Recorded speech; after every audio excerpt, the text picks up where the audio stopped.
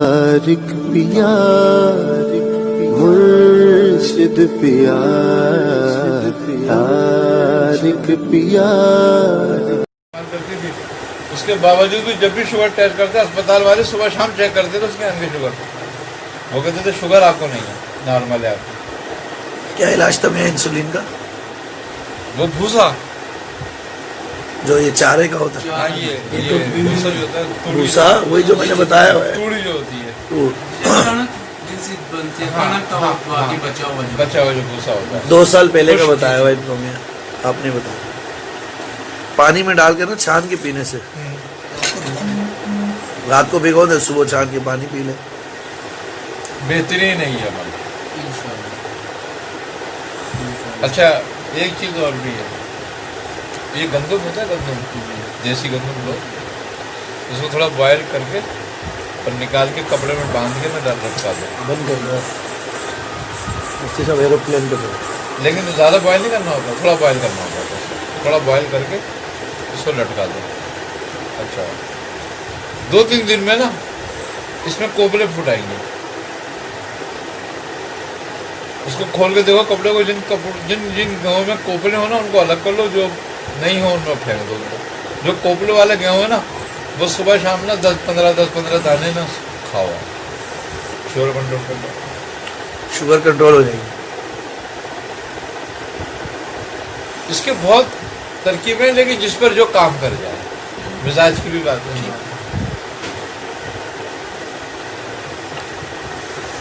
اور روحانی حل کیا ہے انسولین کا؟ سورہ بنی اسرائیل کی جو آیت ہے آیت نمبر 82 81. بہت بہترین ہے. باجرے کا بھی استعمال کر سکتے ہیں اس کو بھون کے شکر ڈال کے کھانے سے بھی کنٹرول ہوتی ہے. بہترین ہے وہ باجرہ کے اپنے اندر جذب کر لیتا ہے نا گلوکوز. شکر ڈالیں یہ پیدا ہوتی کیسے انسولین؟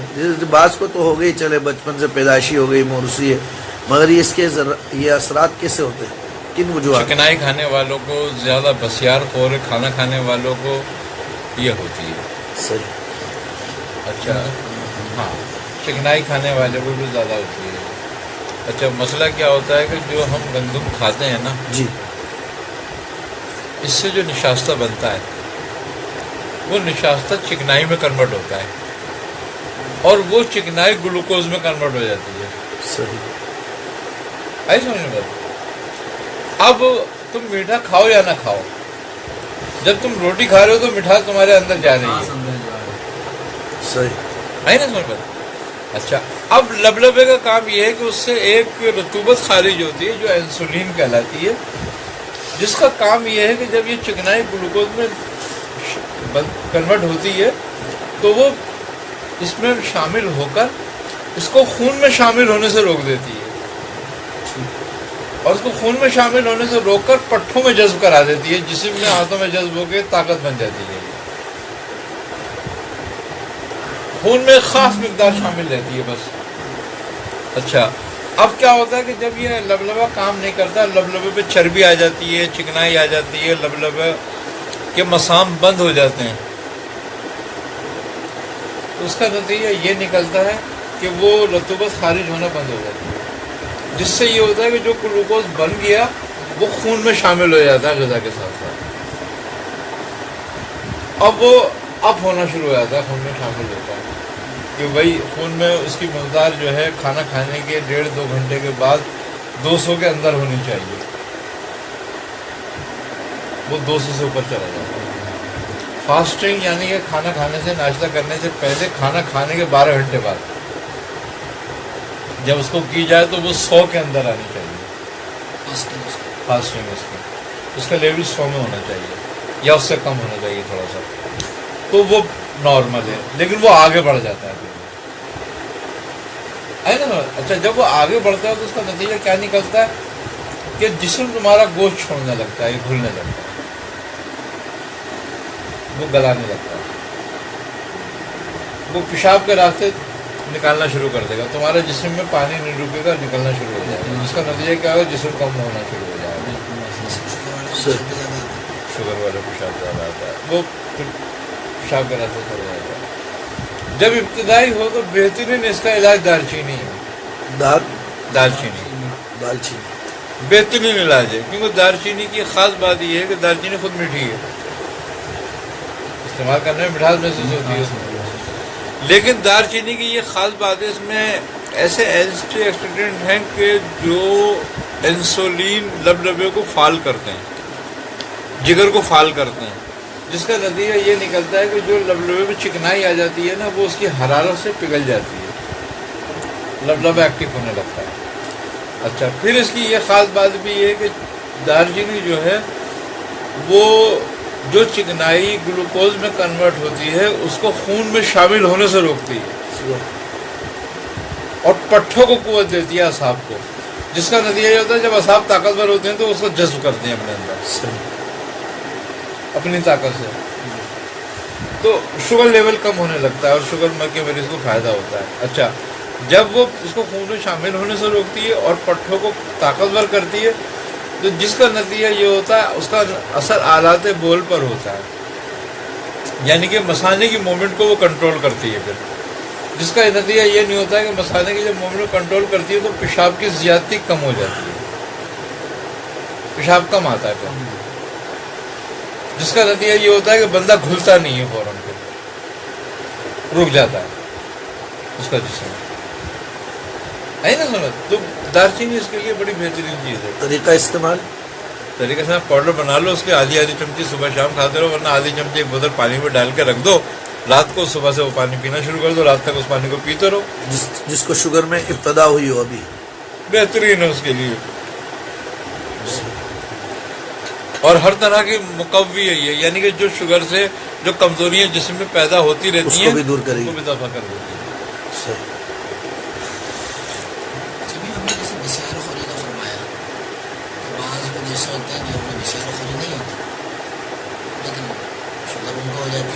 وہ اس کی وجہ یہ ہے کہ شوگر معدی ہے،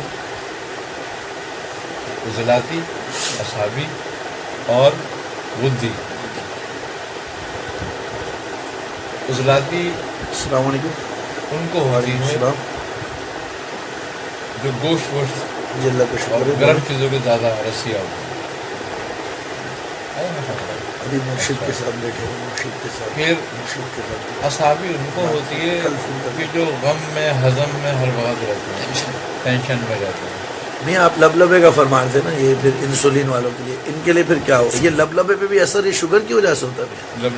لبلبا ہی کام کرنا چھوڑتا ہے، جی. جس کی وجہ سے شوگر ہوتی ہے. صحیح. ہے نا سمجھ؟ اچھا، اس کے لیے دارچینی بہت لاجواب چیز ہے. اسی طریقے سے درخت سنبل ہے، جی سنبل، اس کی جڑ اگر اس کا پڑا بنائے کھایا جائے تو اس کو بہت تیزی سے کنٹرول کرتا ہے. لیکن یہ بات ہے سال، سوا سال، 1.5 سال مستقل کھائی جائے.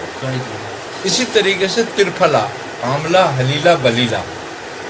حلیلہ بلیلہ کا چھلکا لو اور آملہ لو، گٹھلی الگ کر دو، ان کو پاؤڈر بنا کے کوٹ چھان کے رکھ لو اور آدھی چمچی صبح شام لیتے رہو. آپ کے معدے کو بھی فعال کر دے گا، آپ کی شوگر کو بھی کنٹرول کر دے گا. بہت لاجواب دوا ہے. آج آیورویدک کہتی ہے کہ 2 چیزیں اگر استعمال کرے بندہ تو شوگر، ہر حال میں شوگر ختم ہوتی ہے. آج ہندوستان میں اس چیز کو بڑی تیزی سے چلایا جا رہا ہے، استعمال کرا جا رہا ہے. ہندوستان میں اس پہ ریسرچ ہو رہی ہے. آملے کا رس اور کریلے کا رس.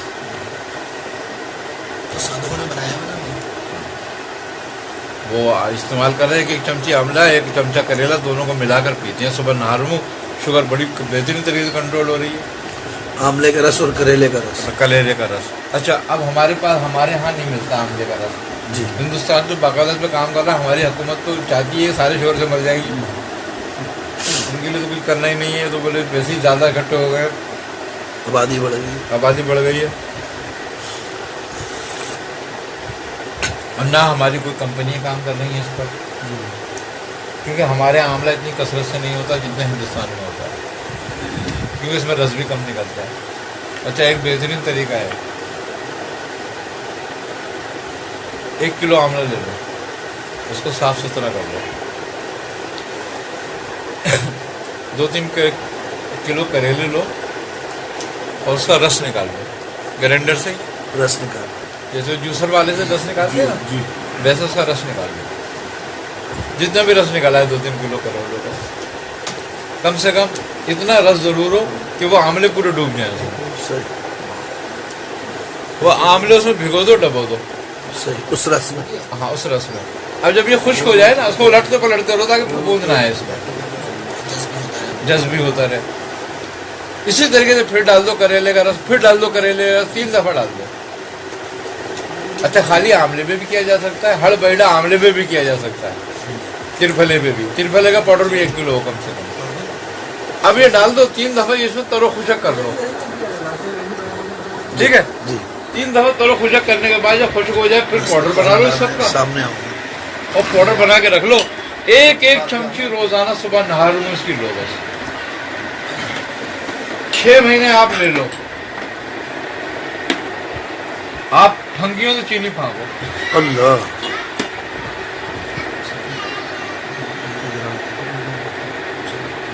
घर वाले, हाँ, बस ठीक। बात पूरी हो जाती।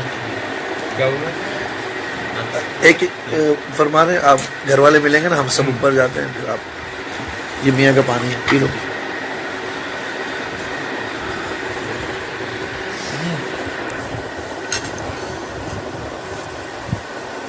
तो ये जो है, ये इतनी लाजवाब दवा है, इतना लाजवाब नुस्खा है कि कभी फेल होते नहीं देखा किसी ने किसी। सुभान अल्लाह। किसी भी मिजाज वाले को खिलाओ। अच्छा, मिजाज भी कोई हो, हाँ, सब में चलेगा। उसके अलावा एक नुस्खा बड़ा मशहूर हुआ था, लेकिन बाकी काम का नुस्खा है, कड़वा जो कड़वा जी, इंदर जो सब बादाम और चने। ये भी मशहूर मैंने खाया बनाया हुआ है। हाँ, बहुत मशहूर नुस्खा है, लेकिन किसी पे बहुत अच्छा काम करता है, किसी पे बहुत कम काम करता है, लेकिन काम जरूर काम करता है। इसने किया था मुझको। हाँ, और इसमें नीम के पत्ते अगर शामिल कर लिए जाएं तो और लाजवाब नुस्खा हो जाता है। लेकिन ये जो मैंने त्रिफले का बताया, करेले का, अच्छा, हुक्मा इसमें क्या करते हैं बात, ये वो क्या करते हैं कि इसमें कुछ तक कलई बेजा मरु वाला मिला लेते हैं थोड़ी मकदार में, तो वो और ज़्यादा, या फिर वो ये कहते हैं कि 1 चावल कुश्ता जब प्लेट 2 चम्मच खाओ, उसमें डाल लो और ऊपर से खा लो और पानी पी लो। तो जितनी भी शुगर से कमजोरियां पैदा हो गई ना, जिस तरह की भी,